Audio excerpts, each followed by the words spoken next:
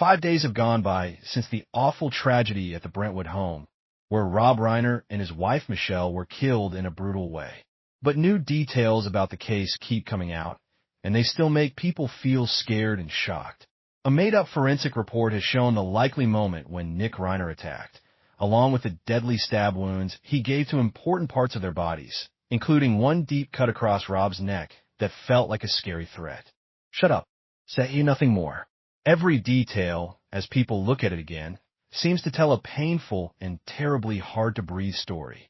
The reason for the tragedy seems to go back to a big fight at Conan O'Brien's Christmas party, where Nick reportedly showed signs of strange and unsteady mental behavior. After doing the crime, he supposedly left the place with a scary calm attitude, hid at a hotel, and now is using his inheritance money to hire Alan Jackson, one of the best defense lawyers in the United States, to defend him. Who could believe someone could be so cold-hearted and cruel? Conscience seems to have totally disappeared from a man who has fallen this low. Nick's blood-covered actions that night. It was exactly from the stressful dinner with Nick that police started putting together the sad timeline of what happened in the Reiner family. According to the charges filed by the Los Angeles County District Attorney's Office, the attack happened sometime between midnight and early morning, maybe between 1:27 a.m. and 6 a.m. Nick quietly left his own room and went into the main house where his parents were sleeping in the master bedroom. There were no signs of breaking in because he already had keys and knew every part of the house well. After doing the attack, Nick right away left the crime scene, taking with him either panic or a cold, planned clear mind that only he would know. At around 4 a.m. Nick showed up at the front desk of the Pierside Hotel in Santa Monica, about a 20-minute drive from Brentwood. He checked into a simple room, paid with cash or card, and did not stand out to the hotel staff. During those short hours, no one saw him make phone calls or sleep much, as if he was just looking for a quick place to stay or walking around in a messed-up mental state after what he had done. At about 3:40 p.m. later that same day, the tragedy was found. A massage therapist came to the house for a scheduled appointment with Rob and Michelle, but nobody answered the door. She quickly called Romy, who hurried over with her boyfriend. When they opened the door, she found her father's body in the master bedroom and in panic called 911. Police came and soon found Michelle's body in a nearby spot. While the family and police were dealing with this terrible horror, Nick was still free for several more hours. By around 9 p.m., a security camera at an Arco gas station near Exposition Park, close to USC, caught video of Nick buying a bottle of sports drink. He looked nervous, keeping looking around, but stayed calm enough to finish buying it. Just minutes later, at about 9:15 p.m., LAPD officers working with the U.S. Marshals quickly surrounded and arrested Nick. He did not fight back and stayed quiet as police put handcuffs on him. Video shows a young man with a tired, empty look on his face. Forensic experts figured out the time of death from rigor mortis and body temperature. When emergency workers got there, the victims' bodies had already started to get stiff. From calculations, Rob and Michelle may have died about 3 to 4 hours before they were found. Investigators also thought Nick might have cleaned himself at the scene or showered at the hotel. Some blood traces could still be on his clothes or body, and security cameras caught his moves in Santa Monica. As for the weapon, experts think it was something handy, like a kitchen knife or meat cleaver that was already in the home. His knowing the place so well let Nick act with mean accuracy without needing special tools, making a bloody crime scene in a house that used to feel safe and familiar. Dozens of cold-hearted stab wounds in the bedroom. According to the newest info, the cause of death for Rob and Michelle Reiner was ruled as throat slashing. At first, people only knew about one cut, but later forensic checks showed both victims had many stab wounds, showing the scary amount of violence they went through. Professor Joseph Scott Morgan, a forensic expert at Jacksonville State University and host of the show Body Bags, pointed out that lots of stab wounds show clear purpose and direct effort that needs a lot of strength and shows the extreme cruelty of the crime. He said injuries from sharp weapons are one of the worst kinds of violence, usually happening up very close and needing the attacker to on purpose get into the victim's personal space. Knife attacks often take a lot of physical effort and happen fast one after another. When there are many wounds, people often call it overkill to describe how intense the attack was, though it doesn't fit every case. In this one, having both long slashing wounds and deep puncture wounds shows a long, violent, and planned attack. Joseph Scott Morgan also explained that stab wounds usually go deeper, while slash wounds are longer but not as deep. This mix proves the attack wasn't just a quick burst of anger, but a series of on-purpose moves with real strength and skill. From a forensic view, cutting someone's throat is hardly ever as fast and neat as in movies. The victim usually has to be held down and pushed against something so the attacker can use their body weight and pull the blade across the neck, making it extra scary and done on purpose. These details make the picture of Rob and Michelle Reiner's last hours even heavier and more painful, haunting not just their family, but everyone watching the case. The horror gets worse with early reports saying the two victims might have been in bed when they were killed. If that's true, the attacker must have known the house inside out, the bedroom spots, the victims' daily habits, their sleeping patterns, and how easily they woke up. Attacking from super close or from behind means totally breaking into the victim's personal space, maybe even climbing on the bed to use enough force. Just thinking about it makes you shiver. The crime scene was covered in blood. The neck has many big blood vessels, and when hurt, blood can spray hard and spread far. Along with other stab wounds, each knife push hurt the blood system more until life ended. And all the proof points straight to Nick Reiner, the third person living in the house, and the one who could walk into his parents' bedroom without making them suspicious. The man accused of killing his parents calmly pays his lawyer with their own inheritance money. Almost right away, a big question came up. How much will Nick Reiner's defense cost? Alan Jackson isn't a regular lawyer. He is one of the top names in criminal defense in the United States, known for handling only the toughest and most famous cases. On the other hand, Nick has no real job history, mostly lived off his rich family, and once worked with his dad on a movie project in 2016.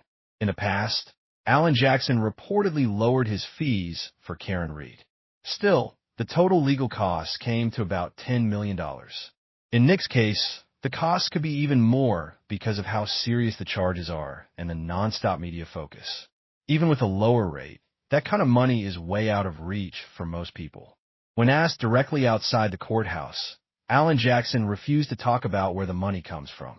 He only said shortly, "I cannot comment on who is paying the fees." This quiet answer has just made people guess more, from ideas that Jackson is working for free because the case is famous to wilder thoughts about secret deals. However, on December 18, 2025, several people close to the Reiner family shared a shocking fact. The lawyer fees are supposedly being paid from the estate of Rob and Michelle Reiner, thought to be worth around $200 million US. The reason for this choice reportedly comes from surviving family members like Jake and Romy Reiner. Even with their deep sadness and anger, they have decided to get the best lawyer for Nick to try a defense based on mental illness and not being responsible for his actions.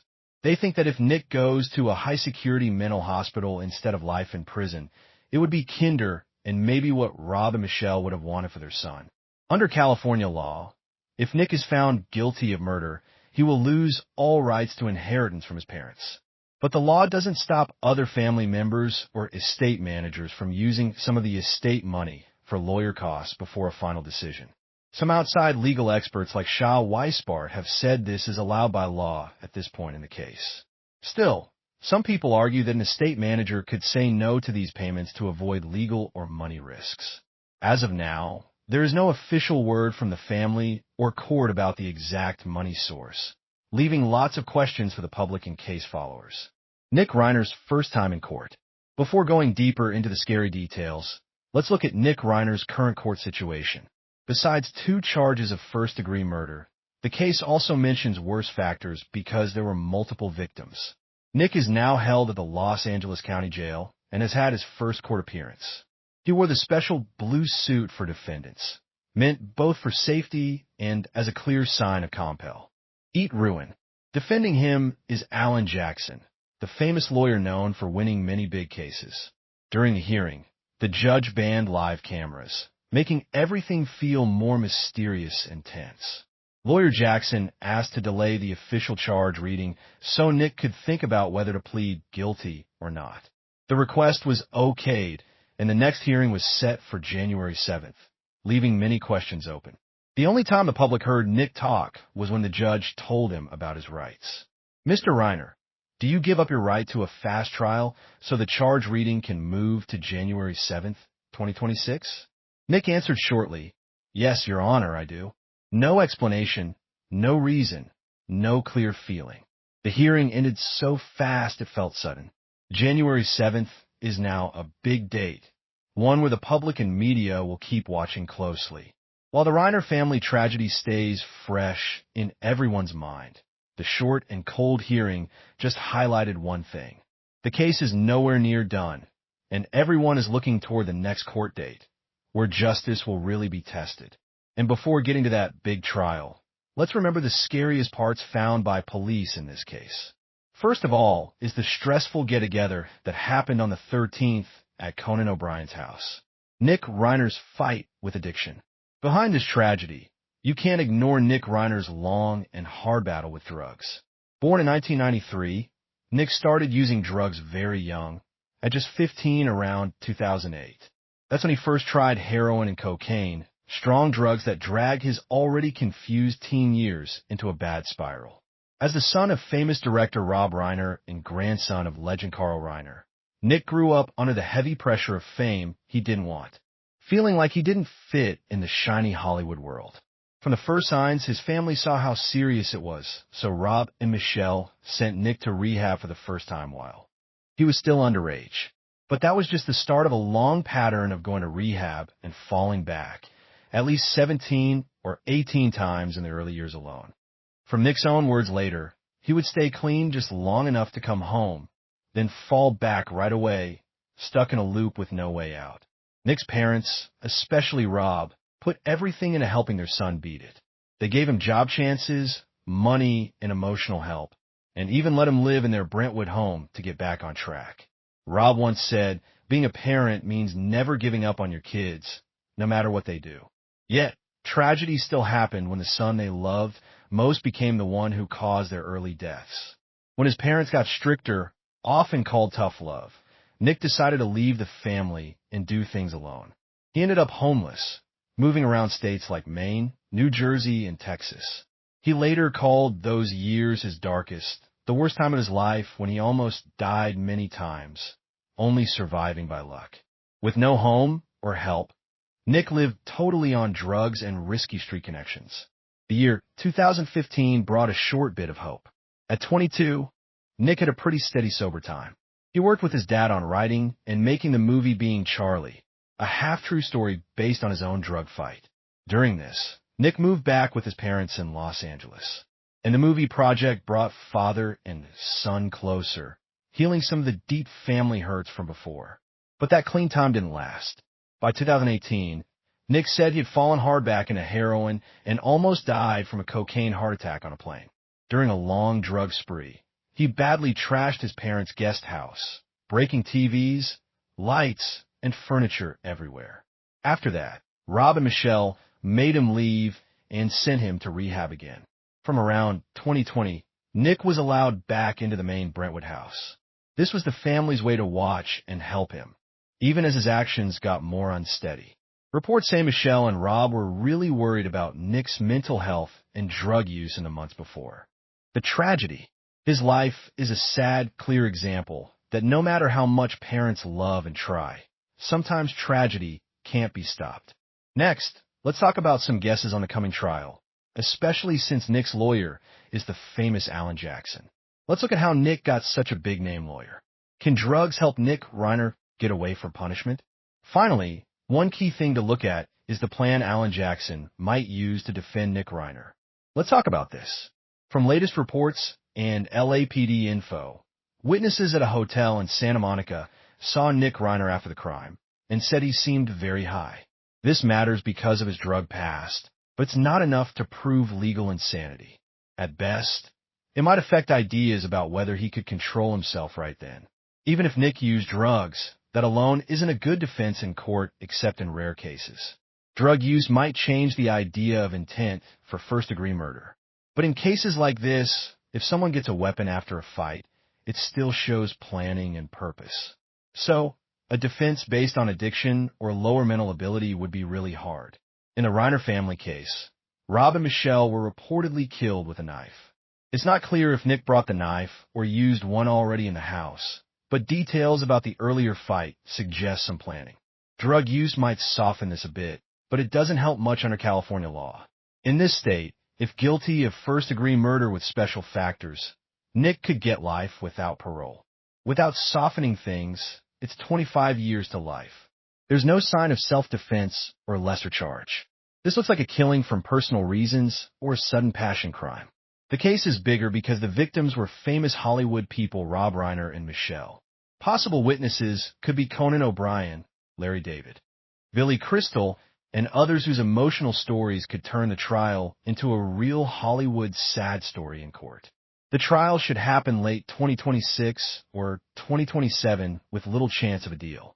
Prosecutor Nathan Hawkman will likely use physical proof and the whole story to go after Nick, maybe making this one of the biggest trials in the U.S. since O.J. Simpson or the Menendez brothers.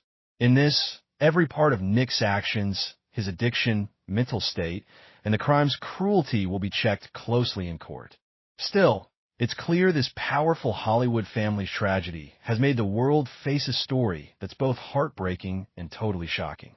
Plus, recent forensic proof has reportedly tied Nick Reiner right to the crime scene, like video, DNA, blood traces, and other physical stuff. This makes the defense job harder, especially any self-defense claim since Rob and Michelle were older, and Nick is only 32, with no real reason for that excuse. On mental state, some cases use lesser manslaughter, meaning no plan to kill. But here, proof of planning seems strong. A fight with parents, then deadly stabbing points to no accident.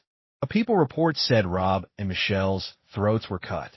If true, this shows lots of planning, maybe coming from behind. This early info helps the prosecution more. Alan Jackson for defense will have huge challenges.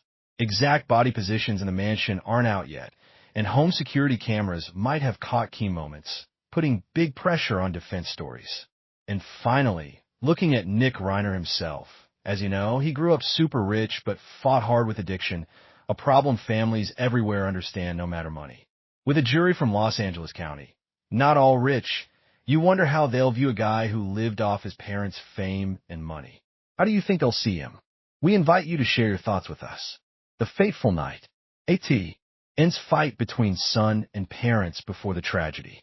On Saturday night, December 13th, 2025, comedian Conan O'Brien's home in West Los Angeles was lit up and full of laughs from some of Hollywood's biggest stars. Conan's yearly Christmas party was always something people looked forward to, a rare time stars could chill without cameras. Rob Reiner and his wife, Michelle Singer, were there as usual. This time, though, they didn't come alone. They brought their younger son, Nick Reiner, a choice many later thought came from deep worry. Rob and Michelle didn't want to leave Nick home by himself. In the months before that night, he had gotten more unstable. Old drug issues coming back, nights wandering with no reason, and late calls that woke his parents in fear. They chose to bring Nick to the party, partly hoping the happy vibe would cheer him up, and partly to keep watch on him. Nick wasn't on the guest list, but Rob texted Conan ahead, and the nice host said yes right away.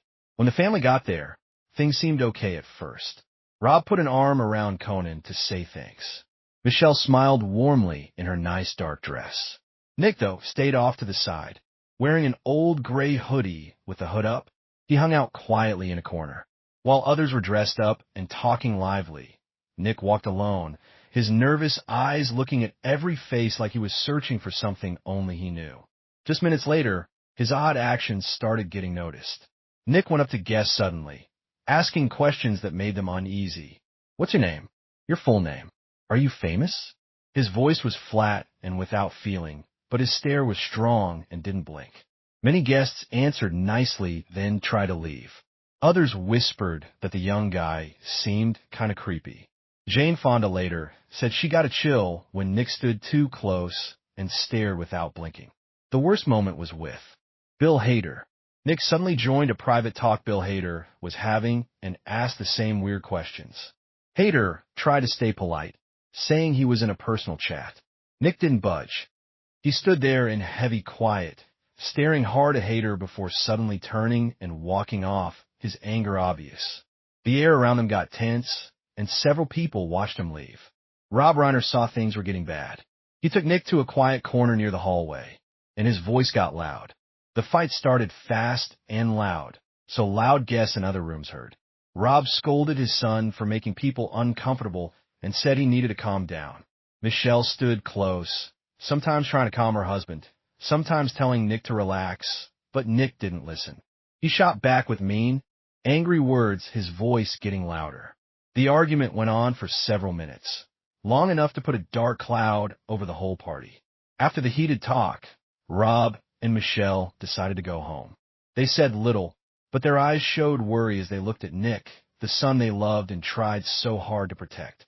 One guest later remembered. They left, but they kept looking back at their son as if to say, "We love you no matter what, but right now we have to go." That night, Nick did not go with his parents. He stayed at the party longer. His face looked dark, his mood hard to read. His actions left many guests upset with a bad feeling that trouble was coming. No one could guess that just hours later, tragedy would hit the Reiner family's Brentwood home.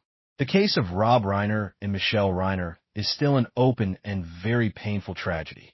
From the newest details on the attack timing and crime scene to Nick Reiner's arrest, everything tells a story full of sadness inside the Brentwood house the family once saw as safe. Love, forgiveness, and years of trying to save Nick from drugs now live only in memories of family and friends as the tragedy has happened. Have you ever thought in those last moments if Rob and Michelle knew how useless their tries to save their son had become? Could anyone picture that a lifetime of love and giving would end this awful way? These questions bother not just the Reiner family, but everyone following this story. Thank you for staying with us through the latest updates on this case. Please leave a comment to share your feelings, and don't forget to subscribe to the channel to keep up with more info on this tragedy and other big cases. Your watching and your voice are also a way to remember the victims and keep their story going.